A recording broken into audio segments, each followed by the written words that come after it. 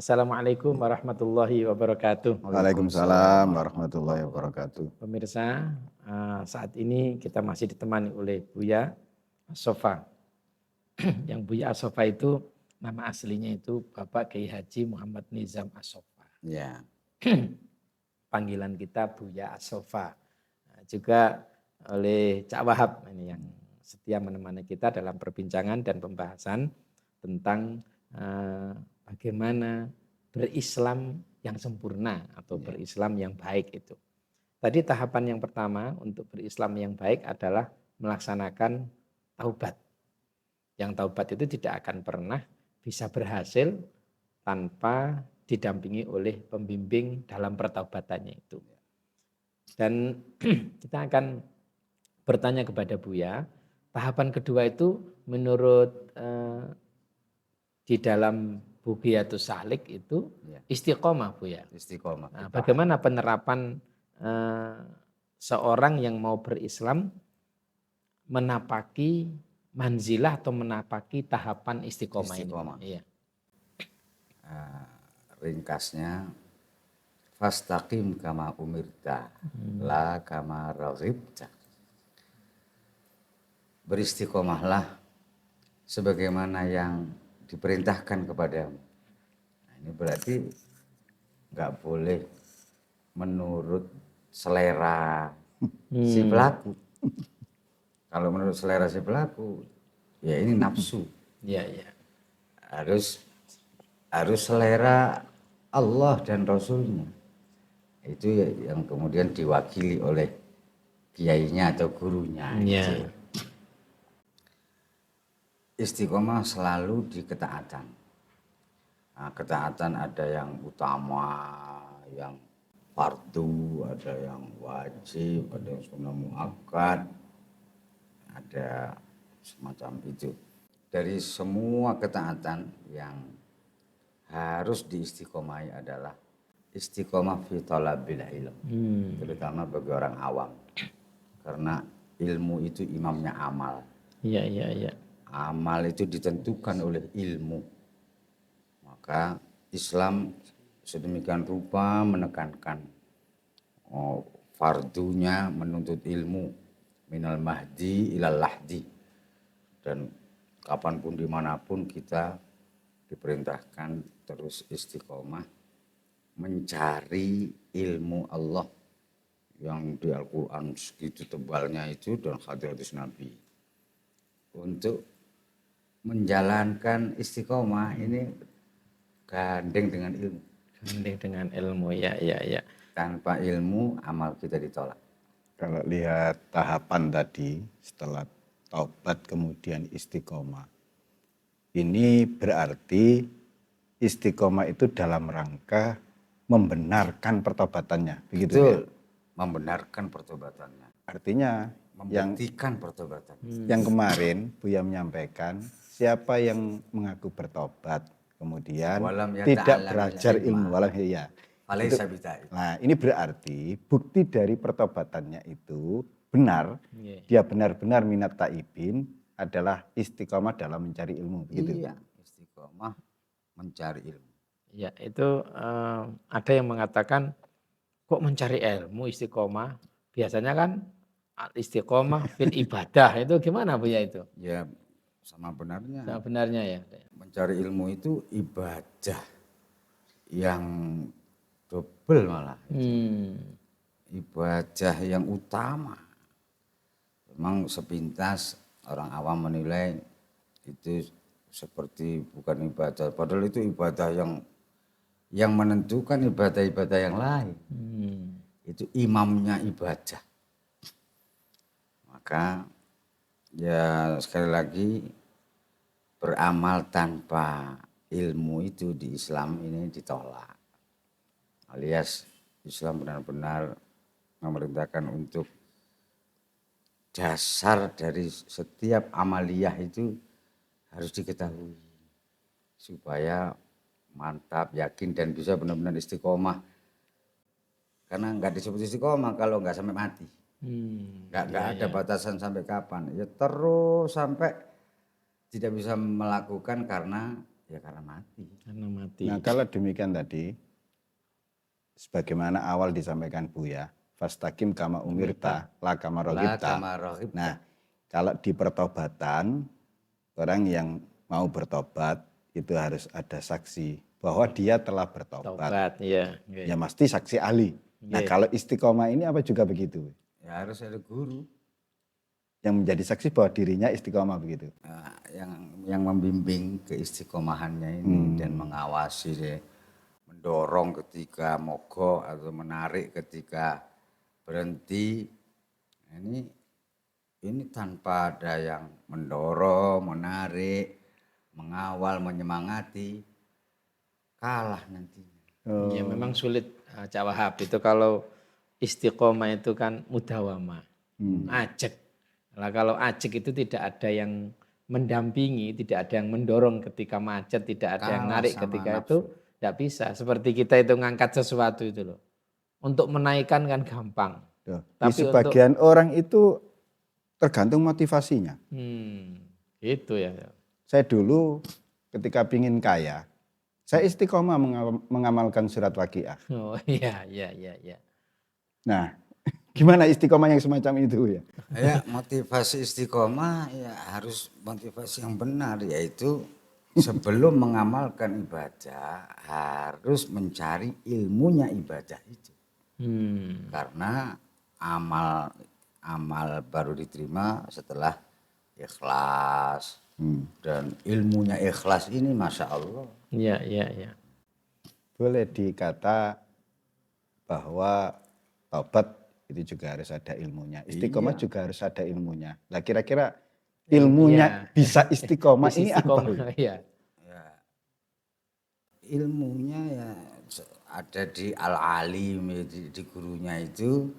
Sesungguhnya itu barokah dari kita bergurunya benar, tentu di situ mencintai, mentaati. Pokoknya ada guru yang dihormati, ditaati, tentu dicintai, dihormati. Tanpa itu nggak akan bisa istiqomah. Iya.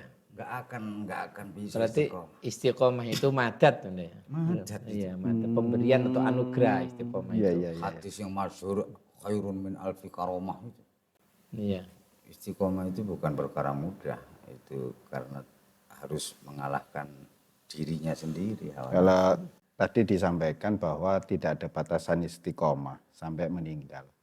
Nah sementara kalau di praktek dohir, ada enggak itu ya? Contoh misalkan gini, jadi teman-teman itu banyak istiqomah Rebuan Agung. Ya.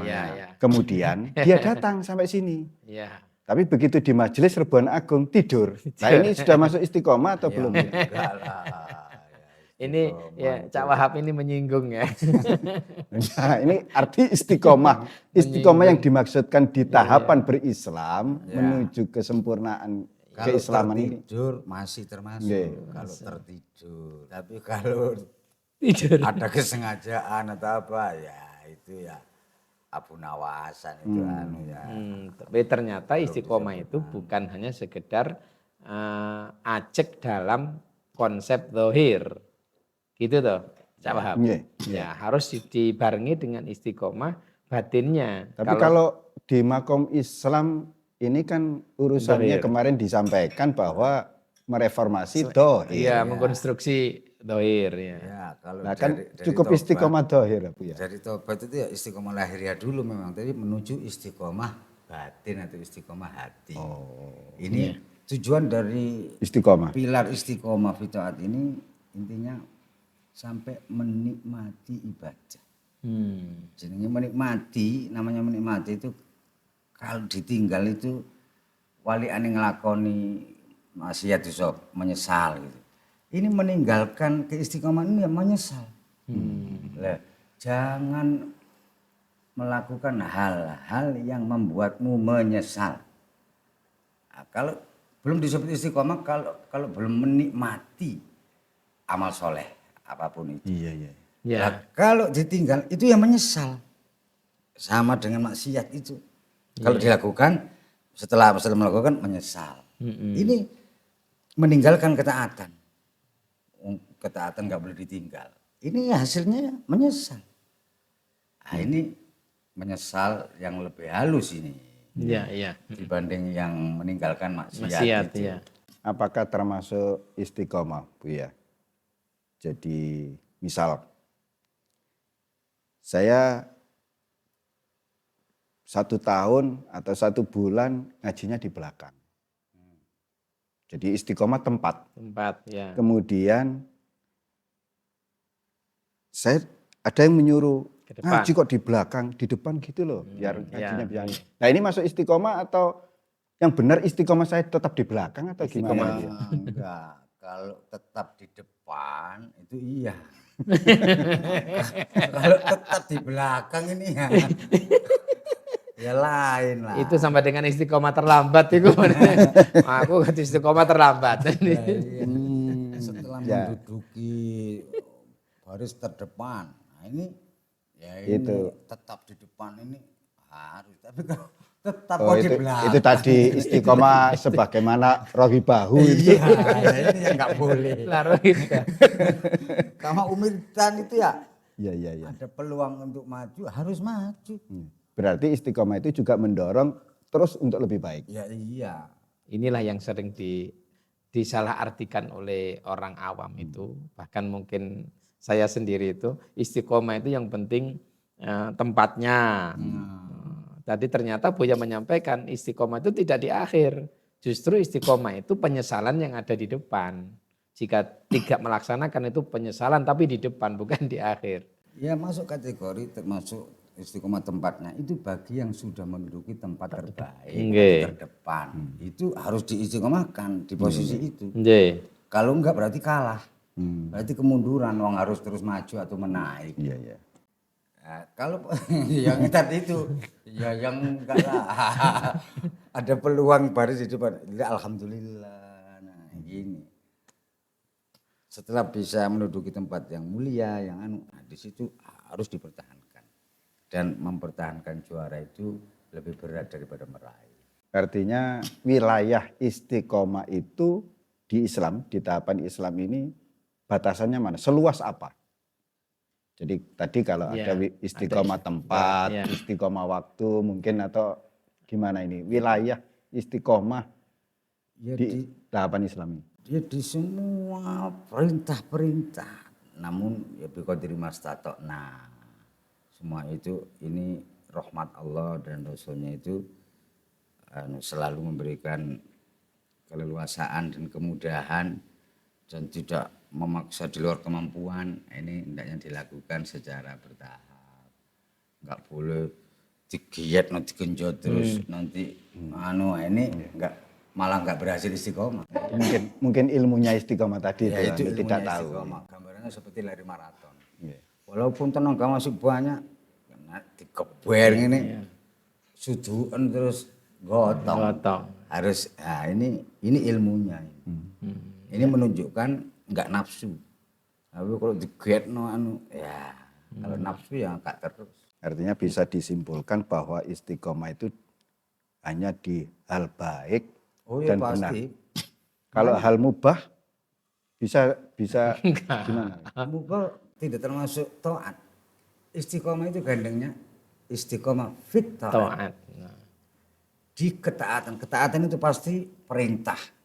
Perintah ada 2, perintah wajib, perintah sunnah. Enggak ada perintah mubah. Kita harus paham. Artinya gini, seringkali saya ini menggunakan kata istiqomah itu di semua hal. Istiqomah ngopi, istiqomah nongkrong.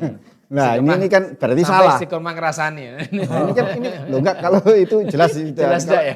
Istiqomah tidur, istiqomah ya kayak tadi itu kalau pagi bangun tidur enggak ngopi ini istiqomah ngopi ini. Itu bagi siapa bisa masuk kategori istiqomah. Karena mubah itu bisa menjadi sunnah, bisa menjadi ini kembali kepada niatnya pelaku. Tapi tidak masuk kategori fitoat tadi itu karena ono sing masuk kategori, ono sing enggak. Ya tetap mubah. Maka tidak dimasukkan. Itu bagi orang-orang tertentu bisa termasuk Istiqomah orang bisa. tertentu. Iya. Pemirsa, ternyata istiqomah itu tidak hanya seperti yang kita bayangkan. Yang disampaikan oleh Buya tadi istiqomah luar biasa. Dan yang paling penting tidak dianggap istiqomah jika kita melaksanakan atau mudawamah dalam kemubahan. Istiqomah itu adalah fitoah, yaitu dalam kewajiban dan sunnah baginda Rasulullah Shallallahu Alaihi Wasallam. Terima kasih. Akan kita lanjut pada manazil berikutnya, yaitu takwa. Ya, assalamualaikum warahmatullahi wabarakatuh. Waalaikumsalam.